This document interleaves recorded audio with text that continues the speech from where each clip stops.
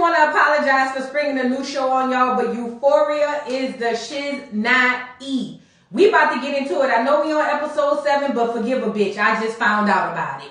Get the music! Oh yes, bitches and hoes. I'm back. I'll drop a player like it's nothing, it ain't working out. Now no debate or for discussion, bitch, I'm walking out. My time is money, I ain't loving unless you toast it out. Flip my weave and walk it out. Look how I just bossed it out.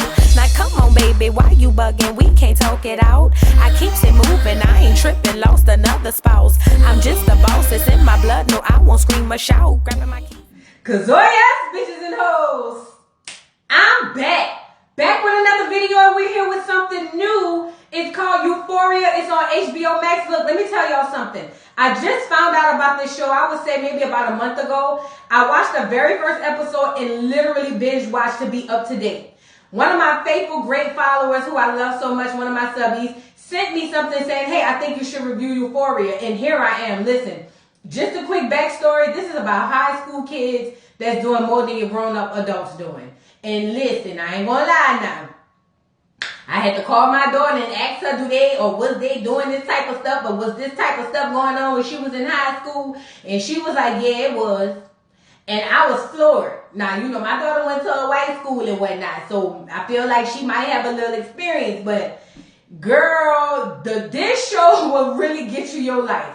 Let's get into it. So the episode is called The Theater, and it's double. Now, if you guys don't know about this show, please, I don't have time to really, go over it. I'm so sorry. But please watch this show. Just watch one episode. I don't care where you watch it from. Just watch one.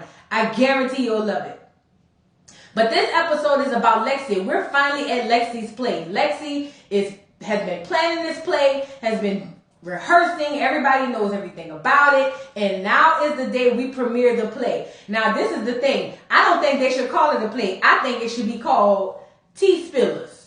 Cause baby, when I tell you Lexi spilled all the tea on everybody, on all her friends.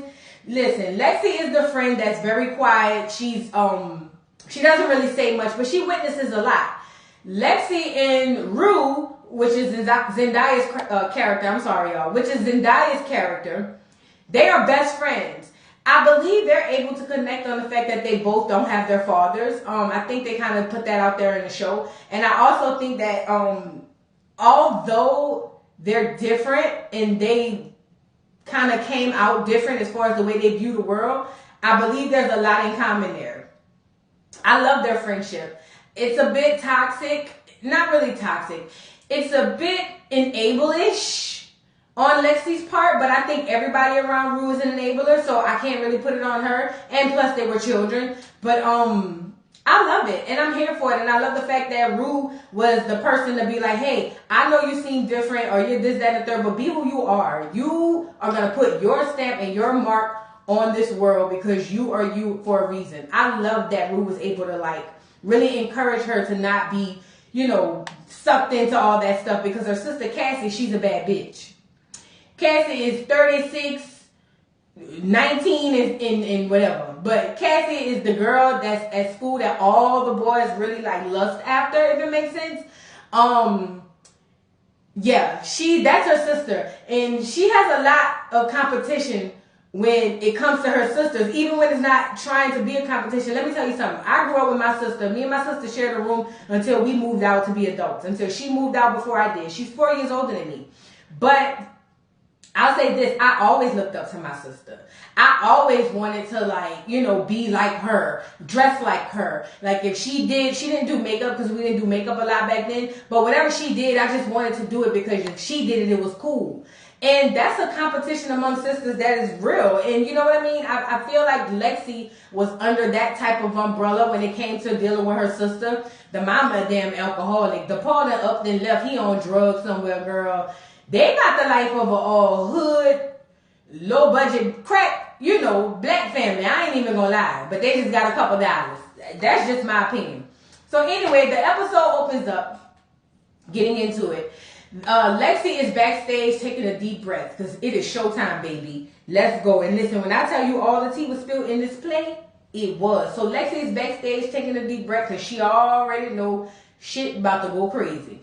So, okay, they come and tell it out, and they knock on the door. Lexi, hey, showtime. So Lexi get up and was like, look, I was made for it. I'm prepared for it. Let's get it done. So Lexi goes out, and then the scene switches to Rue at her dad's, I guess I want to say repast. That's what we say in the black community. Now, just so you guys know, the scenes are switching between the play and real life.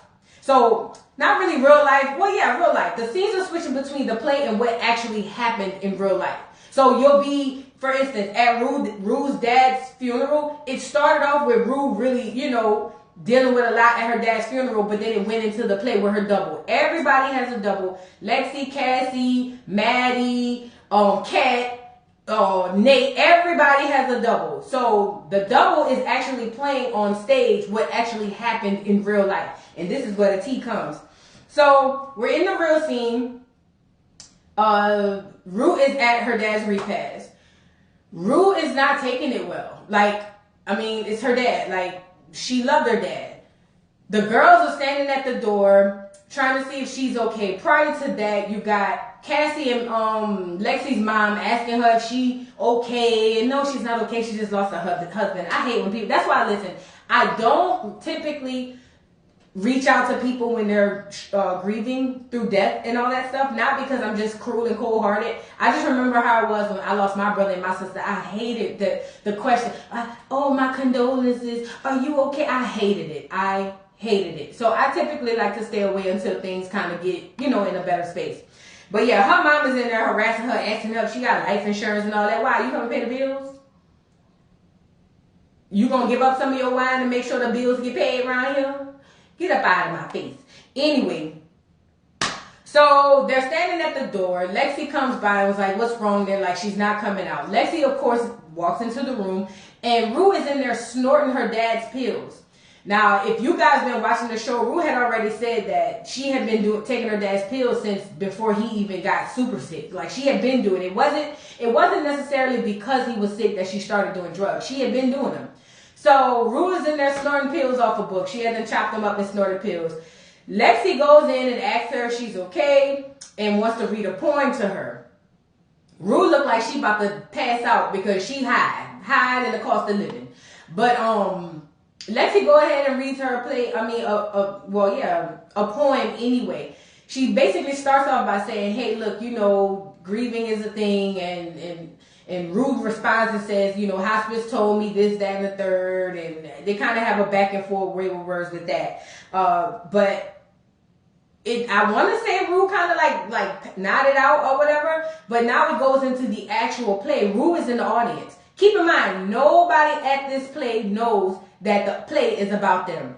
Now, this is the thing. Lexi and Fresco, they're really, really getting to be tight. I love that Fresco loves Lexi, and he does love her. He's different around her. He don't act the same. He don't speak the same. He's more encouraging to her. He's just everything that she needs when it comes. He's just her support system. And he'll really sue. Because when Lexi was like, do you think they'll be upset? He was like, no, I don't think they'll be upset. But he said, but if they don't know that the play is about them and they get there and it's about them, they would definitely be upset. I'd be upset too. I love that he was real with her and was still able to be supportive. But he was like, look, I'm going to be front row. No matter what, I'm going to be front row. So she's basically spending this whole time watching this one seat that she has saved for Fresco. Because Fresco is basically the man that she loves. And I love that she's found love because she's typically the one that don't have a storyline. She don't have nothing going on. She just kind of watching in the distance. But now she got a man child. And Maddie and them in the audience, and they starting to realize shit getting real. Rue looking like, what the hell? So I guess everybody's realizing the play is about them. So let's get into it. So Rue, we're back in the play. Rue is realizing, oh shit, this is about me. Inside of the play, they play out the scene. They play out the rest of the scene with Rue basically nodding off on the drugs while her best friend Lexi's double. Both of them have doubles, and she's nodding off as her friend read her the poem. Now we move into the next scene, and this is the scene about Lexi and Cassie going through puberty. Now, Cassie is the one that filled out really early. Cassie is the hot girl, the it girl. Everybody likes her. Everybody wants to lay with her, sleep with her, whatever the case may be. Lexi didn't quite do that. So my life. Listen, it's not that my daughter had big boobs or anything like that, but my daughter was my daughter. It's not that my sister had big boobs or anything, but she was gorgeous. I personally used to get teased because I had no boobs. Like, literally none. I really didn't develop boobs until after I had my daughter. I understand the comparing. You know what I mean? Because it's just like you want to be who you look up to. It's a normal thing. So they were talking about that. It was a scene about her going through puberty and Lexi basically feeling insecure about that. As she, I understood that personally. Then we go to the mom pulling up in the scene. Girl, the mom is played by a boy with a bottle of wine. Now, I know you lying. It's not a trans man, but a man in drag, basically, playing the mom. Because the mom do give off very, I've been drinking a long time, so by the time I get old, my voice gonna be like this. And people not gonna know if I'm a man or a woman because the lipper done took over my body. She give me them type of vibes. But she loves the fact she is smitten and like she thinks it's hilarious that this guy is playing her in the play. She thought it was amazing, and I'm glad she was able to be a good sport about it. So Lexi is basically in that scene saying, look, I can't wait to go through puberty. I want to look like my sister. I want to be in a space like my sister where everybody adores her, yada yada, whoop-de-woo. And I hope that Lexi ends up getting through that. The next scene, Lexi is backstage. Fesco is at the house getting his shirt steamed by, what's her name? I want to say Abby. Faye, that's her name. So Faye is living with Fesco because I guess her boyfriend, it was a whole shit. The boyfriend is working with the police. They came down there going to ask questions, so she ended up moving in with Fesco and them until all that died down. But see, the boyfriend is there to scheme. Because she ended up, steaming Fesco's shirt so he can go to the doggone play. Fresco is basically getting a tie, like he's getting everything, like he's going all out to be at this play and be front and center for his girl. So he tells them, "Hey, look, I'm going out." As he's saying that, her boyfriend is in the living room being really, really suspicious. He puts this phone down on the center table or whatever. But Lil Bro is in the back peeping all this stuff. Like he like, what they got going on? So he peeping game. So he putting the phone down because basically what he's trying to do is, in my opinion, record Fresco saying something crazy or just try to get them in trouble because, I don't know, he's working with the feds. He says he's cooperating. Cooperating is a bad word. He's just helping them. Same shit. Listen, dude is crazy. So Lexo was just like, I'm going out. Not Lexi, I'm sorry. Fresco lets them know that he's planning to go out. Lexi's next scene is basically Lexi in this scene is walking through the school like she the bad bitch. Lexi walking through saying all the boys want me, all the girls hate me. Yes, it is what it is. I said what I said. Strutting, everybody turning their head. This is all in the play though. Everybody turning their head and she's found her confidence, right? And I love that Lexi was able to put that piece into the scene. They were even at home in real life comparing boob sizes. Basically, Lexi was just like, Cassie, your boobs are just amazing. They're huge. Everybody loves them. And she was like, well, maybe they'll come through. Maybe my boobs will come through. They'll just come through a little later. And Cassie, old mean ass, was just like, yeah, they're not coming through. I don't think so. I'm just like, girl, see, you were just a you know what. That's why you got what you got. And they had your ass over there crying, looking crazy. But Lexi envied her sister. She really did. She really, not in a bad way, but she really just wanted to be like her sister. So there's this scene where the dad is strung out high on drugs. And he goes to pick them up. She's getting this ice cream cone. And when she sees how high her dad is and he wants them to get in the car so they can drive, like she's floored. Like she's startled. Not really startled, but floored. So much so to where she get in the back seat and like the whole ice cream just melts in her hand and falls out because she hates the fact that her dad is high like this. Cassie in the front seat looking back at her like, girl, what's the problem? And I'm like, she just wants to be loved so bad that she don't matter how it comes. You would rather, instead of consoling your sister, you would turn around and look at her like she is going through an issue when in fact it's you. Like, you don't see this man is high as hell driving us home. It's our father. He's sick. Like, he's addicted to drugs. Like, it's a big deal. Like, what are you doing? It fast forwards to her being at the store getting stuff with Rue at Fresco store. And Rue goes in the back, obviously, what we know to buy drugs. And then she gets this ice cream cone, and her and Rue sit up on the rooftop, and they just, start talking about going into high school and the anticipation of it. Let me ask the people down there in California, why y'all like to sit on the roof so much? Every scene from any and everything I've ever seen, the people down there in California got to be sitting on the roof. Why? Somebody drop down in the comments who knows somebody from Cali and ask them why the hell they always sitting on the roof. I mean, it's cute. But I just ain't never was at home and was like, I'm going to go sit on the roof. Not even as a kid. But that's y'all thing, girl. Y'all have y'all chucks swinging in the air, sitting on the roof, do your thing. But I just wanted to know why y'all do that. But yeah, they sitting on the roof, talking about going into high school and their anticipation of doing so. And then the scene... Then they basically start speaking about how they both lost their dads, one to drugs, one to death. You don't have to be physically present to be present. You know what I mean? Like, at the end of the day, or to be absent, I'm sorry. You don't have to be physically present to be absent. And they both shared the fact that they both lost their dads, and that's how they really, really connected and they stayed so tight. I love that about their scene. Gia and Rue is in bed talking, and this is from the last scene of the last episode. Gia and Rue is in bed because Gia, that's her little sister, decided to jump in the bed with her.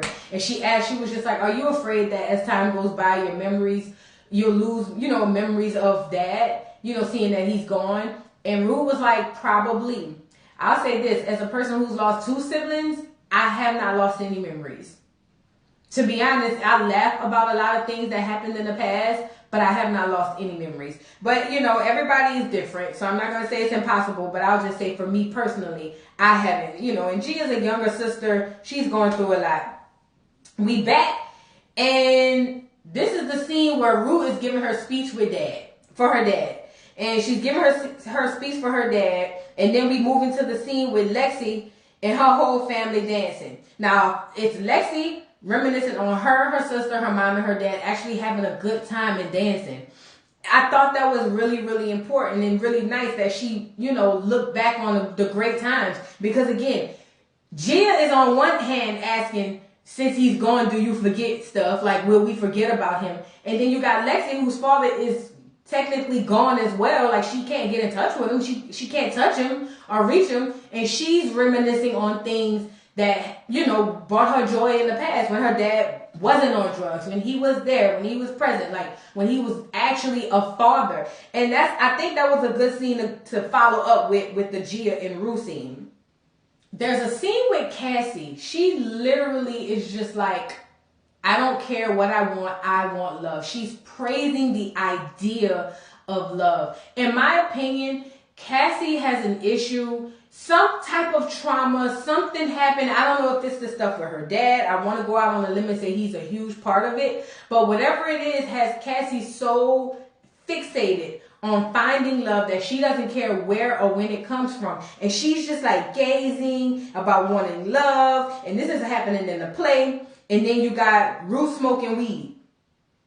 I guess this is when Rue first started out with the drug stuff. Everybody starts on weed. That's why they call it the gateway drug. I guess, whatever. And you got Rue smoking weed. And then Fresco is basically like, something bad always happens. And I think he's kind of getting like a third sense of, shit's getting a little tricky here. But let's move on. You have basically Rue is saying that she see Jules at school all the time, but she just don't say anything to her. She's still mad about when Rue kind of like told her mama that she had the drugs at the house. And she's just pissed. And she's still in love with Rue. That's why with Jules. That's why every time she sees Jules, she act like she don't see her, but she's actually looking and staring. She is madly in love with Jules. And I think that once Rue gets past the fact that she was actually trying to help you, then she'll be okay. Like, you have to get past that type of stuff. Rue and her mother, Leslie, is laying in bed. Now, Rue looks sober. Rue looks like she's sober. And I want to say she is because they were waiting on the bed that she couldn't get at the doggone rehab. So, Rue and her mother is sober. And Rue's mother has come to an impasse. Not really an impasse. She's come to a point where she has had enough.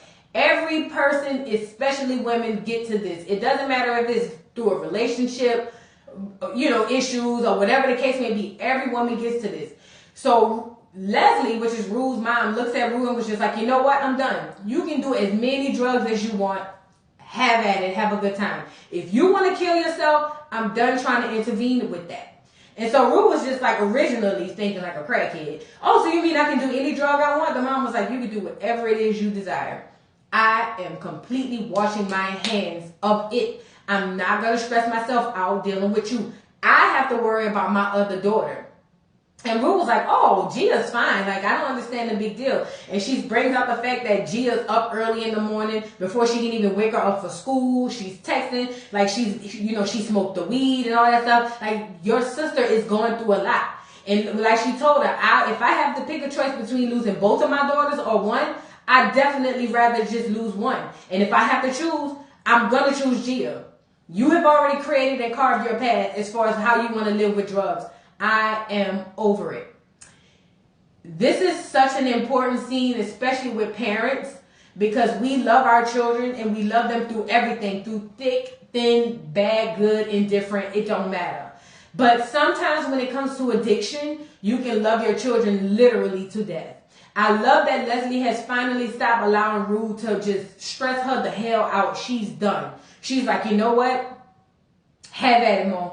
I'm done. I'm going to focus and put all my energy into my child that has a chance. Because apparently if you continue to do what you're doing, you don't have one. And I have to focus on my other child. And I think at that point, it kind of gave Rue a sense of, oh shit, like I can't even use the fact that, try to throw daggers at her because she doesn't care. She's over it anymore. She don't care.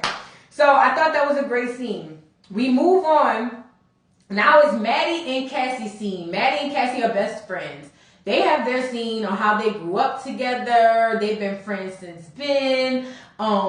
Maddie basically used to come to Cassie's house and they would have sleepovers. Like, it was a big old thing. There's a scene in the play where the mom comes in and tells them they have to go to bed. And basically, they get in bed together and cry. I want to say it was Maddie who cried. Yeah, it was Maddie who cried because they were at Lexi and Cassie's house. Maddie was like, you can come get in the bed with me. And they basically hugged all night while Maddie cried because she lost, she was going through her issues. I want to say she lost her father as well. But it showed how deep and how heavy it was as far as their friendship. And it made me think, well, Cassie, how could you do this to her? Like, you know the history you have. How could you not only sleep with her boyfriend, but continue to sleep with him and pursue a relationship and really want it? But see, in my opinion, Cassie has a huge addiction to wanting to be accepted and wanting to be loved. She don't care how it comes. And I think that's why she's doing all this stuff with Nate, irregardless to the fact that her best friend is literally hurting. Like, it's killing her. It's really killing her because she will sacrifice that to be accepted by a man. And that's Cassie's biggest downfall. We pick up on the scene from last episode after Rue dropped the dime and said, yeah, Cassie been sleeping with your man. She been sleeping with Nick for at least a month. So now Maddie runs Cassie up into the bathroom. Child, Cassie go in the bathroom and lock the door. Maddie banging on the door trying to get in, saying, how could you do this? How could you do this? It gave me vibes from Players Club when Ebony and Lisa Ray character, when she found out she was sleeping with her boyfriend and she ran her upstairs and she was like, open the door, Ebony. And she was banging on the door. That's how Maddie was banging on the door to get Cassie to open that shit so she can bop her upside the head. And you know what, Maddie? You had every right to do so and I would have broke it down. But basically, Maddie is on this side of the door saying, Cassie, how could you do this to me? This is like, you really hurt me to the core. I would never do this to you. Why would you do this to me? And it immediately brought me to myself. Even today I struggle with that. I have a regard for people that I think sometimes people don't have for me. So when people do some really jacked up stuff, my first question to them is always, even as an adult today, why would you do that to me? I would have never done that to you. But I'm still working on that, because what I gotta realize is everybody is not me. Unfortunately, everybody is not me. There are gonna be people who don't give a damn about you. It is what it is. But they're gonna probably be the closest person to you. It's still a struggle for me, because I still have a regard for people and a respect for people that if there are certain lines I just can't and won't cross. But everybody don't feel that way. Everybody don't have that type of mindset. So Maddie is like bawling, crying. She just couldn't believe her best friend would do that to her. And I get it. I totally identify with that statement. There's a scene with Nate and Cassie sleeping together, having sex. And then there's a scene with Kat doing her online dancing. Listen, let me tell y'all something, because Kat getting money online. Why aren't y'all putting more focus on Kat? Kat been a little quiet these last few episodes. I don't like that. I like Kat's storyline, probably one of the best. Kat is a secret bad bitch online and get into the bag, the crypto bag that is. Why don't we see a lot from Cassie? Can somebody out there let me know what's going on behind the scenes? Now, I heard that her and the producers had an issue, but whatever it is, y'all need to get it back together. But they got double Kat, fake Kat, in the play. And she actually is a great double. Like, she's a little bigger than Kat, but shit, they like identical twins. Girl, don't lose your job to the fake Kat now. But, Cassie in real life basically tells Nate, look, now this is post her best friend, knowing that she's sleeping with her boyfriend. She says, I belong to you. I want you to be able to do whatever, whenever you want to me without having to worry about how I feel about it. Like, I just want you to own me. And it's another cry out for Cassie wanting to be loved, wanting to feel like somebody loves her no matter what. And so he goes like, well, are you sure about that? Like, with all this stuff going on with Maddie. And she's just like, look, I don't care. I want you to love me and do whatever it is you want to do. He's basically afraid of what people gonna say, and she was just like, I don't care, at least I'm loved. I said what I said. Cassie has an issue with that. Now it's the Nate scene in the play. Girl, look, these people come down there. Lexi done cussed out a couple people backstage, told one of the camera dudes that a blind third grader could do the job better, and she threatened him to replace him. And girl, she said, well, who? The boy said, well, who? She said, anybody. I could get a blind third grader to do a better job, but she really ain't had no replacement. She just was like on her boss shit. She keeps looking into this audience and there's no fucking fresco. And so I know that's messing with her, but she in work mode. She got to get it going. Girl, this was the tea of the teas of the teas. Girl, this is Nate's double in the play. Now, I ain't gonna lie. Nate deserved every bit of it. Although Nate has come from his own trauma, I get it. It's a lot of stuff he do that's trauma responses. Oh, but you deserve it. And him and Cassie sitting at the play together. Oh, y'all just don't care, huh? Y'all just like whatever. See, Maddie, you better than me, because it would have been on site. The play wouldn't have happened, because I'd have dragged that whole up and down the doggone theater. Stop playing with me. You gonna sit with him at the play? Oh, okay, bet. You thought you was gonna sit. Ain't gonna be sitting at this one. But anyway, it's Nate's scene. Now, this was a real life moment. There's a scene with Nate being with Cassie, right? But when he really looks again, it's really Jules. And then that kind of flips into him throwing her down. I want to say he threw Jules down, or he threw Cassie down and ripped her underwear, like her lingerie, like the dad did to Jules. And then it flips to the dad doing it to Jules, like ripping her thing and about to get in there and do what he needs to do. But then it flips to while she's on the bed crying, it's Nate actually crying because his dad was getting ready to sleep with him. I don't know if that's saying or implying that his dad has touched him or essayed him in the past. I hope not. We do know that Nate questions his sexuality a lot because he's really in love with Jules, but he wants to be with Maddie and he's settling for Cassie. But that was a powerful scene, like a real life scene. But then it flips to the doggone play. Girl, we get down to the play.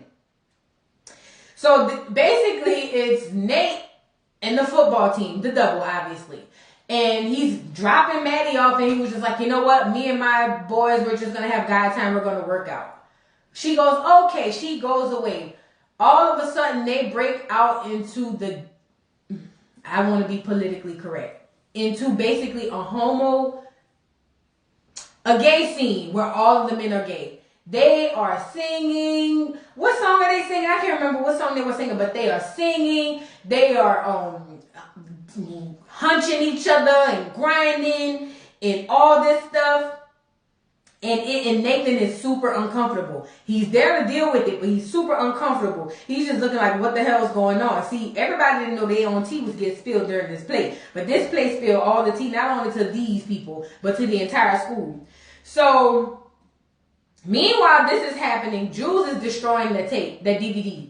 The DVD that Jules had, basically, of Nate's dad and her, she's destroying it. She don't want to see it. She's done with it, as she should. That was really heinous anyway, for him to even be, yeah. So, the gay guys are on the football team, and it's portraying Nate to be super, super, super gay.